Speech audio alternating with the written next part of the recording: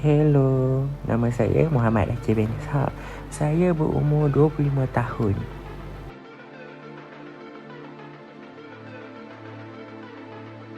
Saya mula terlibat dalam bidang kreatif melalui minat saya terhadap K-pop, terutamanya Blackpink. Saya suka tengok muzik video, konsep, fashion dan cara mereka menyampaikan emosi. Dari situ, saya mula cuba hasilkan idea sendiri seperti edit gambar, buat jalan cerita atau konsep visual.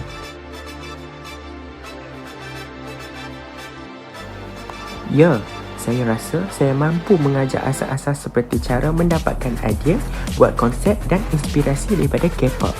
Tapi saya masih belajar untuk jadi lebih mahir.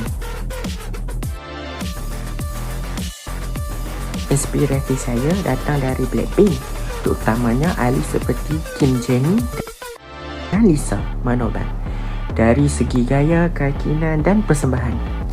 Selain itu, muzik, warna visual MV dan konsep comeback juga banyak memberi idea.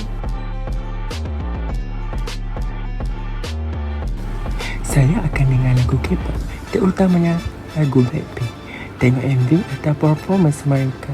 Kadang-kadang saya juga duduk sorang-sorang, fokus dan bayangkan konsep dalam kepala.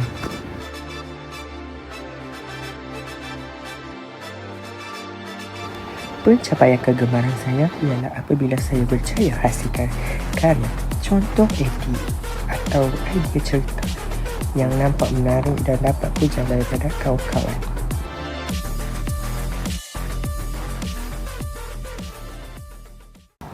Ya, kadang-kadang saya selitkan mesej seperti keyakinan diri, kekuatan diri dan jangan pernah putus asa, seperti konsep yang sering ditunjukkan oleh Blackpink.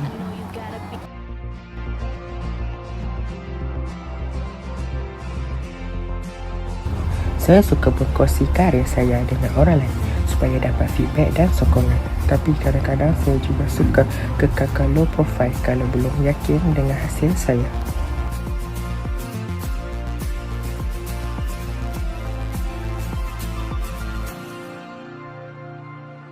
Ya, saya ambil perhatian. Kalau reaksi positif, saya jadi lebih bersemangat. Kalau negatif, saya cuba perbaiki. Tapi, saya tetap cuba kekalkan identiti gaya saya sendiri. Saya anggap Kim Jennie sebagai seorang visionari kerana dia ada gaya unik dan berpengaruh besar dalam fashion dan muzik. Selain itu, dia juga seorang visionari dalam industri K-pop.